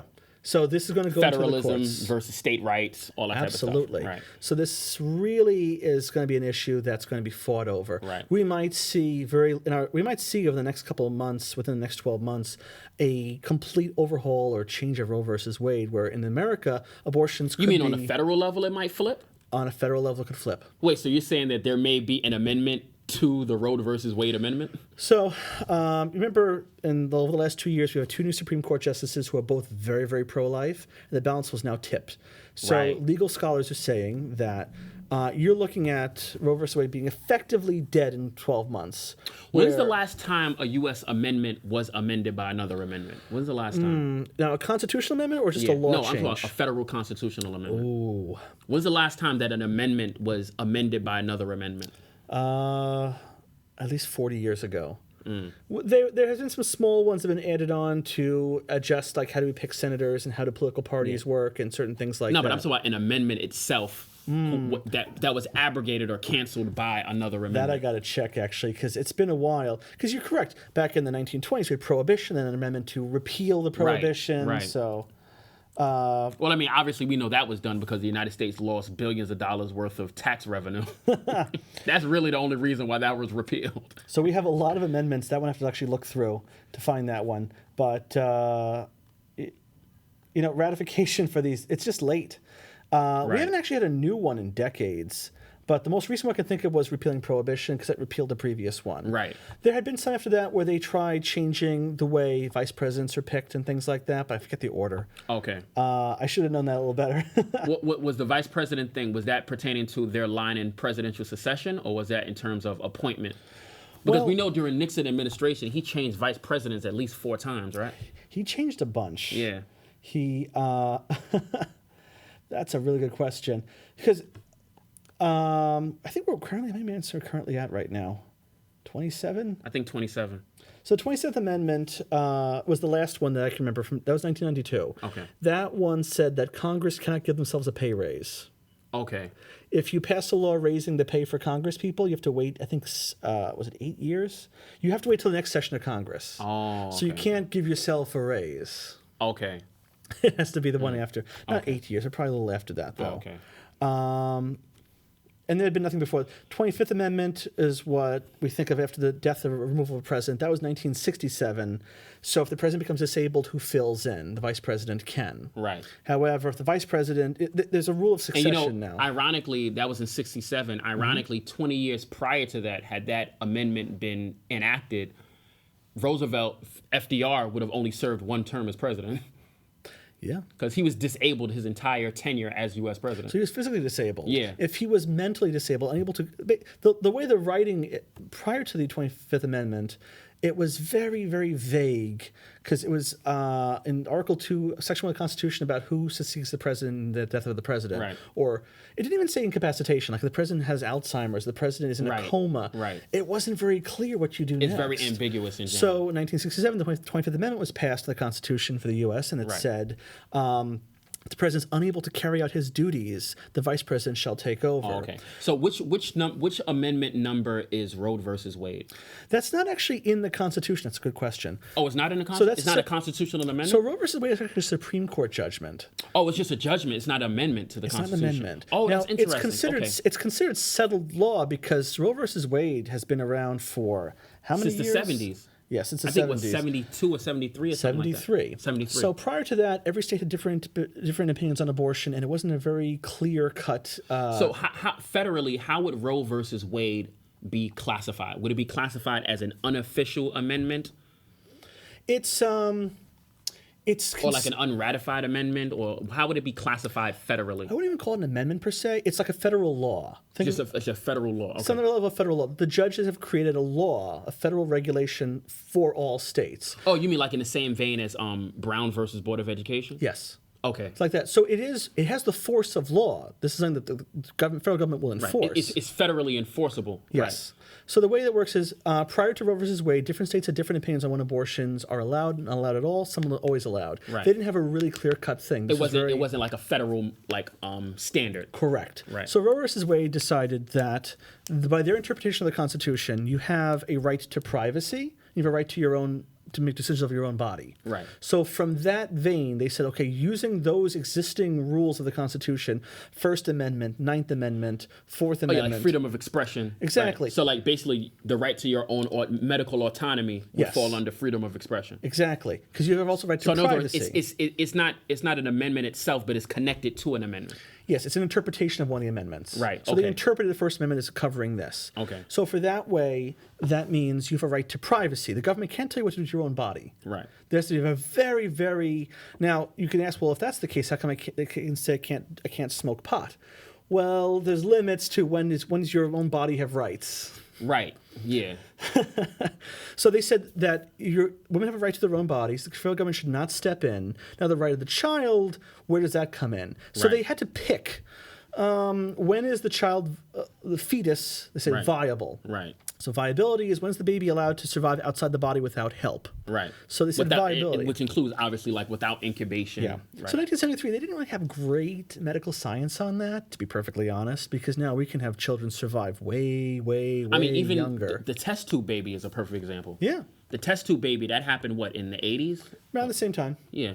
So the Supreme Court decided that by their judgment, if the baby is viable, then you cannot do an abortion. But anything before then is up to the parent. Okay. So they kind of picked a deadline. Okay, 2/3 of the way, that's our thing. They didn't really have a great cutoff. When does life begin? They kind of sidestepped that. Okay, just viability and personal privacy rights, and that's it. Now some states have tried to say, look, second trimester and the second trimester is pretty late in the game because by that point you do have fingers, toes, a heart. The baby, the fetus has nerve function. Right. They can respond. Right. They can feel pain by that point. Yeah. If you pinch a fetus at 22 weeks, they're gonna move. Right. They'll flinch. So right. there is the Supreme Court said, look, this is it. We're just going to move forward. Now, for many, it's not a very good ruling for the simple reason that it's because it's arbitrary. too ambiguous. It's ambiguous. It's too ambiguous. So now the Supreme Court has now changed its makeup of the court. We have a lot of pro-life justices who are now saying, well, let's change this to a states' rights or ban it completely. So depending on what the court's going to rule, it's not sure. I mean, if you leave it up to states' rights, then you're going to have states that have absolutely no regulations or limitations on abortion. Yes. And then you're going to have states like Alabama, in which you have 25 of the Alabama state legislatures had their hands in the most conservative anti-abortion legislation in U.S. history. They've literally made it a state felony for medical professionals to do abortion procedures. Yes. So there are they're literally in preparation of handing out life sentences to medical professionals in Alabama for administering abortion. Oh, sure. And they've tried to find ways to get around it.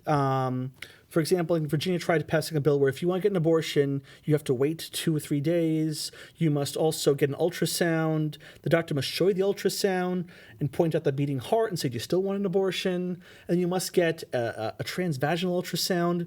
This is not medically necessary, but they're trying to find a way to discourage you. Right. You have to listen to this speech, this video about adoptions before you can have an abortion. Oh, right. Basically, to get you on a guilt trip. They were trying to guilt you. Basically. And the Supreme Court cut down a lot of those, saying, look, we know what you're doing here. Abortion's legal. You can't force this. There's no medical reason for this. Right. So they cut it down. However, a lot of states have passed abortion restrictions that'll automatically kick in if a Roe goes away. So Alabama had a new rule that says heartbeat, and that's it. Right. So if Roe goes away, a bunch of states are going to automatically drop the abortion, the cutoff weeks to a very low number. But how is it possible for Roe versus Wade to even be repealed when it's not an actual federal law? Right. Rather, it's a federal interpretation of law that's enforceable. So that's the thing. It's an interpretation.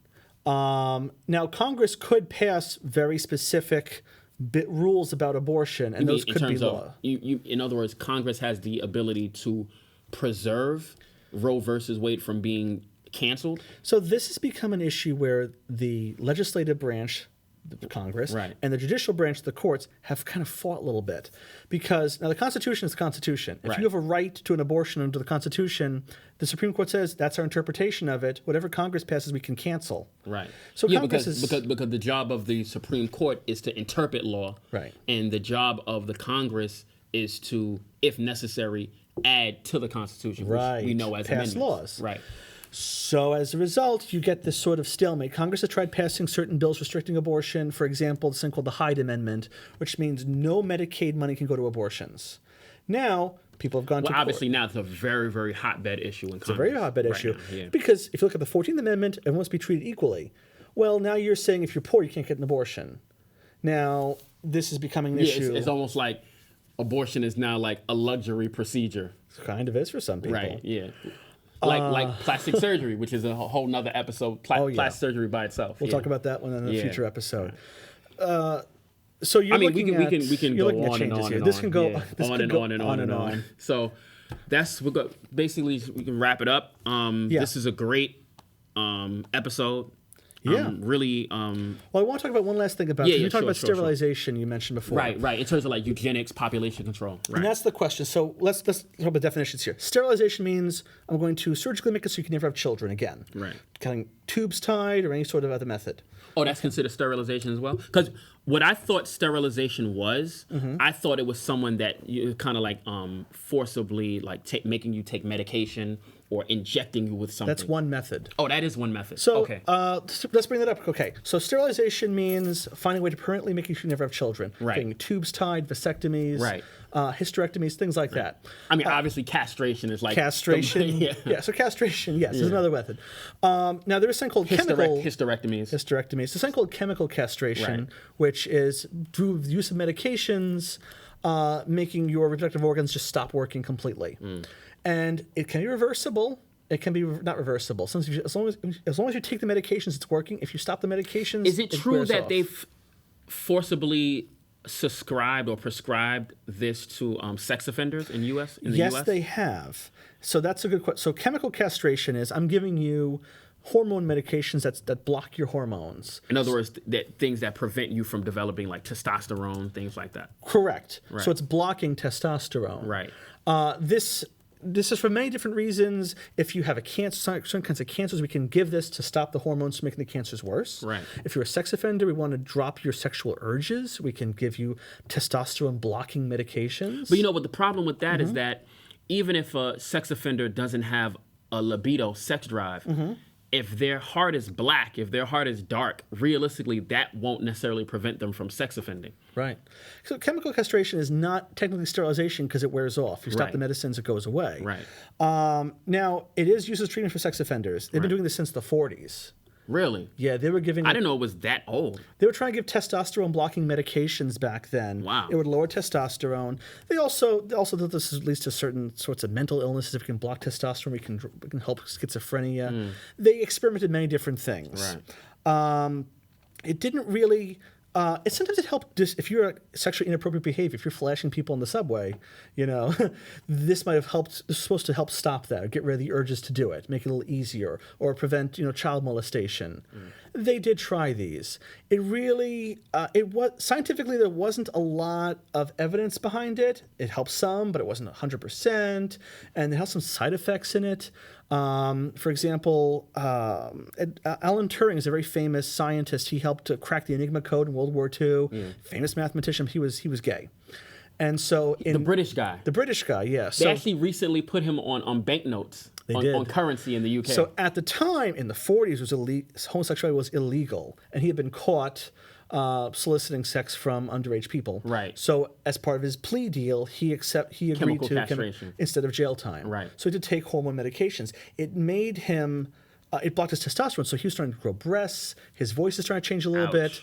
It's making you a little more feminine because you're blocking testosterone. Right. It has bad side effects for lots of people. Now, that's what we call chemical castration. People still do this in many different countries. There is an appearance of a lower recidivism rate in sex offenders, meaning like that if you once you do this, you don't re-offend.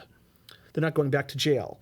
So there is. There's a lot of sociocultural reasons why that doesn't happen. Because if you're a sex offender, especially in the U.S. Yes. Well, I mean, not especially in the U.S., but particularly in the U.S., it's a known fact that sex offenders are at the bottom of the totem pole. Oh, yes. They're at the bottom of the food chain. In the prison system. In the prison system. Globally, yes. But in the U.S. particularly. Yeah. So there's been it's very controversial in the medical community about this. This is probably a whole topic in itself, another point, because it doesn't work in women. It works in chemical castration is a very male-directed. It's very anthrocentric. It's very anthrocentric. So as a result, some people say this is not very moral because you're affecting only men. Right. Now, there is a lower relapse rate for sex offenders who are on chemical castration. However, the reasons are controversial. Is it actually because the hormones are growing less desires, or is it because you've picked this instead of jail time, so they're trying to avoid jail? Well, since you mentioned that, in all fairness, is it just or fair to conclude or presume that statistically most sex offenders are male as opposed to female? Statistically, that's a good question. I think statistically we could say the majority of them are. The numbers are a little harder to find because people don't. If women sexually assault people, it's reported less. They're both reported less to begin with. Especially if they sexually assault men, because of the whole machismo, mythos, and stigma. Sure, there's a stigma involved in that. Right. So the same way sexual assault of women is also underreported as well. It's also in men as well. Right. So it's really hard to say. But yeah, so there is an idea that the chemical castration will lower arousal. Right. But like you said, it's anthrocentric. It's anthrocentric. The data is not that good because, okay, if they are on chemical castration instead of jail time, are they hiding? Are they doing it and just not telling anyone? Yeah, because realistically, how do you It's hard to prove. No, not just that it's hard to prove. How can you humanly guarantee that a person is actually taking their their chemical castration medication? How can you prove that? It's really hard to prove. Right. There are some people on parole who do accept this as terms of their parole, and they go in for blood tests, so you're still taking the medication. Okay, all right. In some cases, something called directive therapy, and they have to go into the office and have the parole officer or nurse watch you take the pill. Right. I mean, well, that's different. Or because get the shot. That's under legal mandate. Yeah. Yeah, that's different. So it's a tough one there. Right. But that's what I can basically say for chemical castration. Right. Many countries do it. And it's still controversial. Does the U.S. really do it? There's been lots of objections over it. They've been doing that since the 60s as part of a... I mean, in the U.S. officially, is it still being done, or is it a cancel or a halt on it? So some states have it on the books. So it's not actually FDA approved, meaning we can't say this is to treat this. We can't, because there's not enough evidence that it totally works. Right. California passed it. If you're a repeat child molester, as part of parole, you must agree to chemical castration. That was California. No wonder R. Kelly doesn't live in California. So that's basically get injections every week or month that helps block it. Right. And that's have to be specifically multiple offenses, multiple convictions, and minors. Oh, okay. I got you. Florida passed it also in the 90s. 7 states have tried it as an experiment. Oh, wow. Georgia, Iowa, Louisiana, Montana, Oregon, Texas, and Wisconsin all tried this. That's a lot of states. Yeah. So there was a Supreme Court ruling in 2008 that it's unconstitutional to execute child rapists because it's not fatal. Wait, what? Let me start that over. I'm sorry. The Supreme Court ruled in 2008. There's a case called Kennedy versus Louisiana that it's unconstitutional to execute child rapists when the victim is not killed.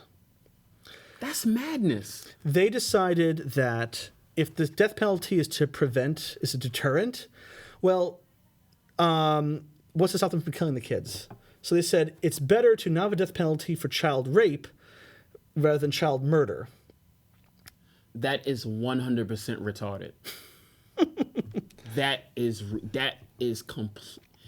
You see, and this is what happens when this is a whole nother discussion for a whole nother podcast. So this year, Alabama did. This is what happens when morality is stricken from legality. Well, there was a secular reason. They said, that's what I'm saying. Yeah. Like, how we can prevent rapes from turning into murders?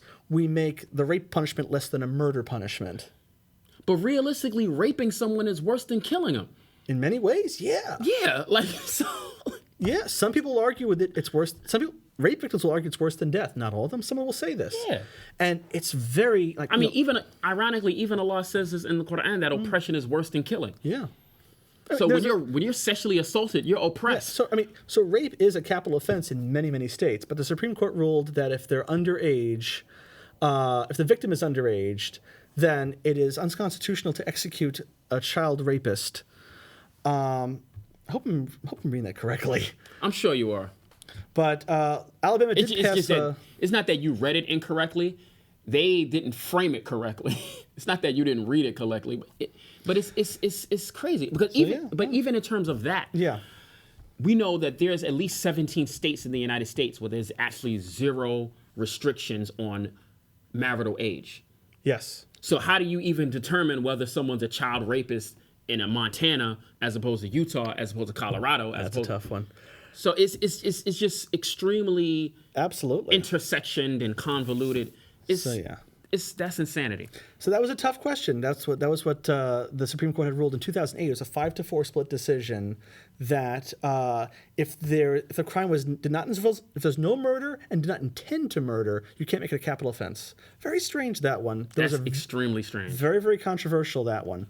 But Alabama did pass a chemical castration law this year. Okay. So it's happening more, I think. Right. I don't know what their rules about that are, but they know they passed it this year. So that's chemical castration. Right. So to come back to just sterilization, we talked about before. Sterilization is permanent, unable to have children. At all. Right. At all.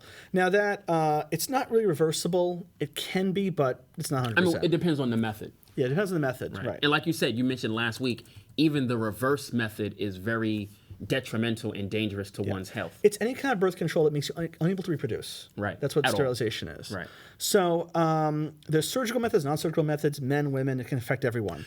But it's supposed to be permanent. Which one statistically causes the most damage? The non-surgical method or the surgical method? Most risk or the most harm? Both. I mean, surgical is probably it's considered invasive. You have a risk of getting infections. You have a risk of bleeding afterwards. Right. And like you said, it's an actual operation. It's an actual operation. So those are probably riskier. Now, they're not uncommon. Vasectomies are done very often in offices, and tubal ligation for women, getting your tubes tied, is also quite frequent. Right. People do it like because the tubal ligation and the vasectomy, they're literally two sides of the same coin. Yeah. The only difference that one is for a man and one is for a woman. Pretty much. Different anatomy, but they're basically both affecting similar. Right. So it's very effective, and the complications are low for these. People you can go into the office and get one done in the office. Because if I'm not mistaken, it's an outpatient procedure, right? For men, it's an outpatient procedure. It's a vasectomy. It's pretty simple. For women, it's a little more involved to come in because it's an operation into the abdomen. Right. But they're done very often. For the man, being as though our reproductive parts, for the most part, mostly are outside, external. Yeah. It's like a topical procedure. Yeah. But for women, it's an internal procedure. Correct. So we do this. It's not rare. We'll have them sign a consent form that I want this done. I accept the risk. I accept the risk. I accept the risk. But also, look, I know this is not reversible. I know I'll never have children again with this. And I know no one's forcing me. The reason we say this is because there was a big problem with eugenics. Eugenics was, in the World War II, the idea is we're going to help craft certain races. We can try changing and eliminate undesirables. Yes. So eugenics is, the idea is we want, improve the genetic quality of the population.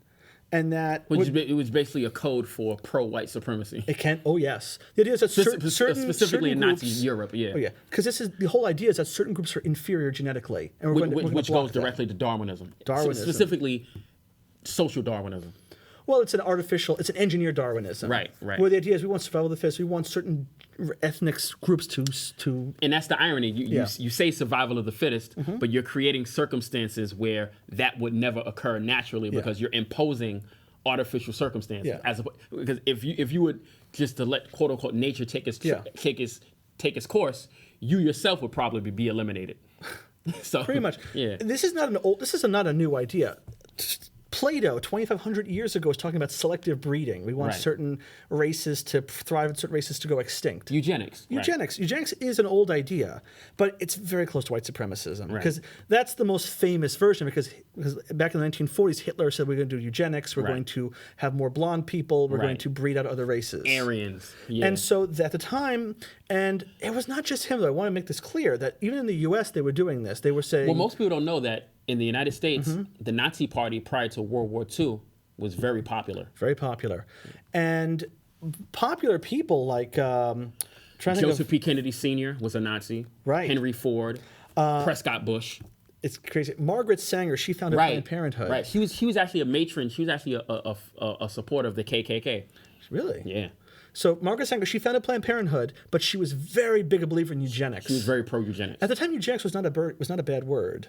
It's a bad word now. Right. Ever since the Holocaust Right. and World War II, that's a very dirty word. Right. We want to avoid that at all costs Right. because we don't want to be part of that. Right. But eugenics is an idea that it was actually considered a feminist idea. Really? Eugenics. There was something called eugenic feminism. Oh, wow. It was Sanger had this idea that if you have your own rights, so women's rights also include that if women get more rights, then we can change deteriorating characteristics of races. Basically, she believed that if the black community had more abortions, they would be less poor, and it could improve their whole quality of life. Well, clearly we found out that that's not true, because African Americans, the abortion rates in the African American community has spiked since the 70s. Oh, yeah. And holistically, African Americans are not any more affluent. Yeah. So that clearly was proven to not only be xenophobic and white supremacist, but it proven to not be true. So eugenics, it's a dirty word because at the same time it was forced. It was like you didn't have a choice in the matter. They were going to say, we're going to go round up all of whatever race and get them surgical sterilizations. So they're not going to breed. Now, breeding is a pretty dehumanizing word. Animals breed. Right. But they humans said... reproduce. Humans reproduce. Right. But see, again, when you view a group of people as subhuman, then obviously those terms of breeding you're going to be using, like breeding, spawning, those type of things. Absolutely. So they tried doing, even in New York, if you were mentally retarded, they tried doing compulsive sterilization. Special needs. There was a thing where if you were retarded, they were afraid that you would be a burden on the state. You're going to have retarded children, and they're going to all take Medicaid and take welfare. So the state tried to, in the past, compulsory sterilization. Also criminals. There was a belief that criminals are going to have criminal kids. So there were proposals. Let's forcibly sterilize male and female criminals, and this was the case in many communities. I had a book about human behavior written from the 50s. I used to read it all the time. Yeah. When I was young, when I was in high school, and it alluded exactly what you mentioned. Like they literally prototyped people in criminality based on quote unquote genetics. Oh yeah. Definitely. And unfortunately, even today, this is still going on in some countries where they are forcibly sterilizing women. Yeah. Undesirables. And I literally didn't realize until literally we were having this conversation in hindsight that book I was reading was literally pro-eugenics. Wow. And then even certain things like, if you have children, we tell certain groups have more kids. We'll cut your taxes if you have more kids. That's a kind of eugenics That's also. eugenics by definition. Europe is doing that. Yeah. So there's... No, you know why? Because and this is actually one of the reasons why Brexit exists. Yeah. Why the migration conflict exists in Europe, because they are afraid of these different groups of people changing the European face, the white face of Europe. Because now in many European nations, the average European family is only having at most 2 children per family. Yeah. In comparison to Muslims or people from the former colonized areas of the world where Europe conquered, they're having up to maybe 5 or 6 children per family. Sure.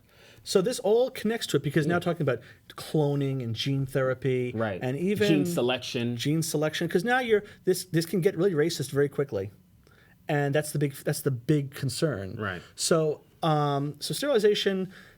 Now, if you want to get sterilized, there's all these laws in the books. If you want to come to me and say, I want to get a vasectomy, get my tubes tied, or if a woman says I want to get a sterilization, I want to get anatomically sterilized. Yeah. Right. You have to sign multiple papers that say, no one's paying me to do this. No one's forcing me to do this. I don't have a husband who's pressuring me or domestically threatening me to get this done. So there's so many rules on the books that this because of how controversial it had been in the past. So I guess the question was, so permanent birth control, we talked about this last episode. From an Islamic perspective, it's not permissible. Holistically, it's absolutely mahrum, prohibited. Okay. Unless there is clear-cut, proven medical necessity for it.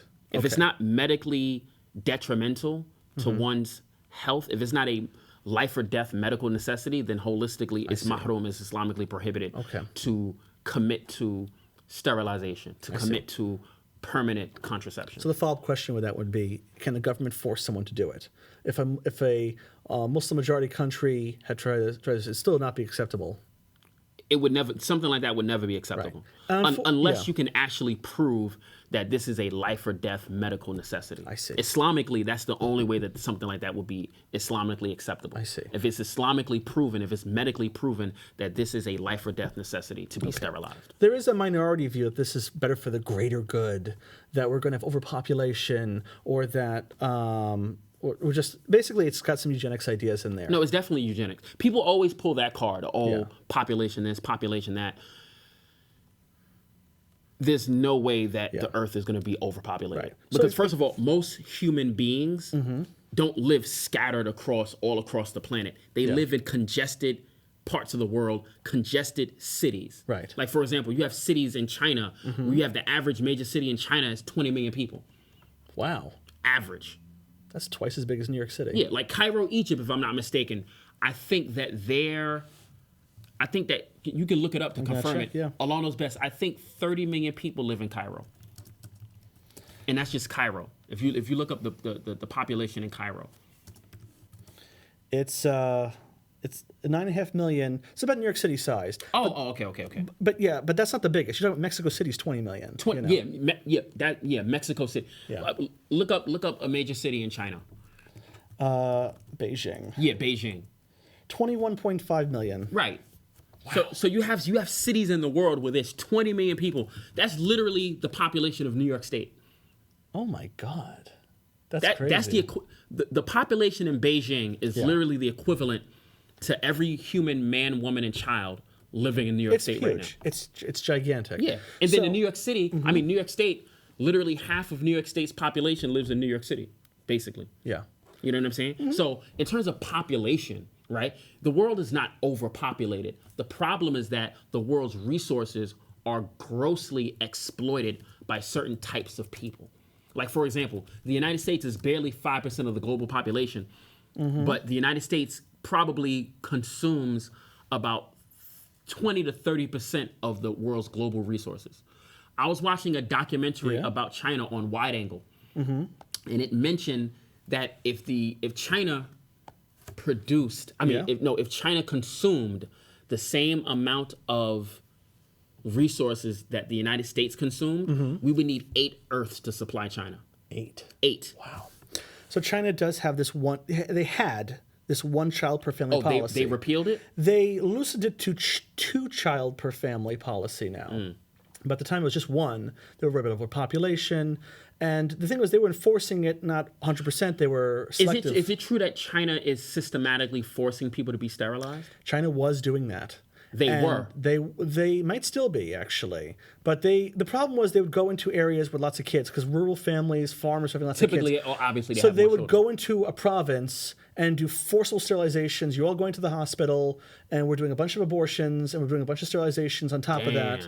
And then they would go leave for a couple of years and come back and do it again. It wasn't 100% enforced very well. Right. But they were doing it. That's brutal, man. That's crazy. That is brutal. And unfortunately, you are seeing in certain countries, they're doing this to refugees. Where definitely. Refugees are getting forced birth control as part of just while they're incarcerated. And certain prisons. There was a scandal in Israel that Ethiopian Yes. refugees, Ethiopian settlers were being forcibly sterilized. That was a scandal in Israel where I think that happened this year. Either this year, the story broke out, I think this year or last year. I don't think it changed. It had been going on for quite a long time, Right. and I don't think it stopped. Right. The U.S. also, unfortunately, has been accused of giving mandatory birth control to refugees across the border and undocumented immigrants.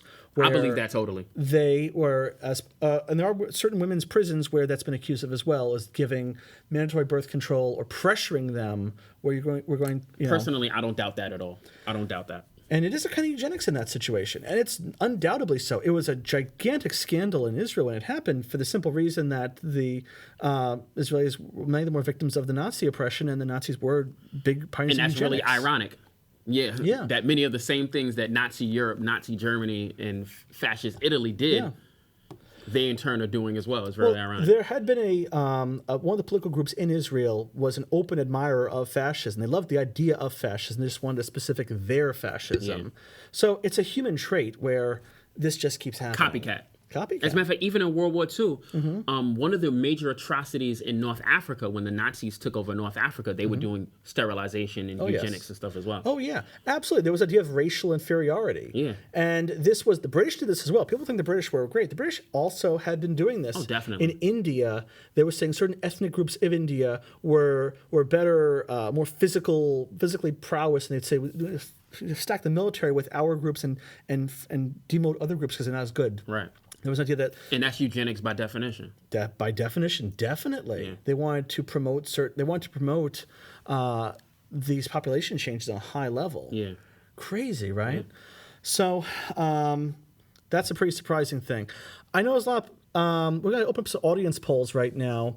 Unfortunately, it's almost 8:00 over here in New York time. So not a lot of people are viewing, but we want to open up a poll for people who are watching this in the repeat stream. Which one do you want to go over today? Let's just go over all of them very quickly. Okay. So, do you believe in or support the concept of reproductive rights? I'm going to leave this open. Yeah, leave all of them open. Leave them all open. Okay. Yeah. So, unfortunately, we've been at this for quite a while. Actually, I think we've been almost 2 hours into our stream. So, Yeah. a lot of our audience has left. So, the next one here we have is: do you believe in support abortion and/or Planned Parenthood?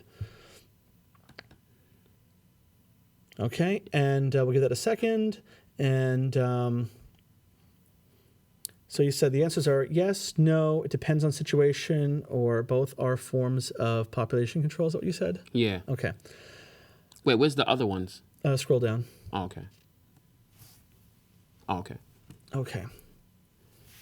And for these ones, do you believe in abortion and/or Planned Parenthood? That's the current one. And the next one now we have is: do you support the use of Planned Parenthood? Right. I'm going to be, I think the results of these questions are going to be very interesting. Don't click publish results, just go to the next one. So do you support pro-choice or abortion? Yes, no, depends.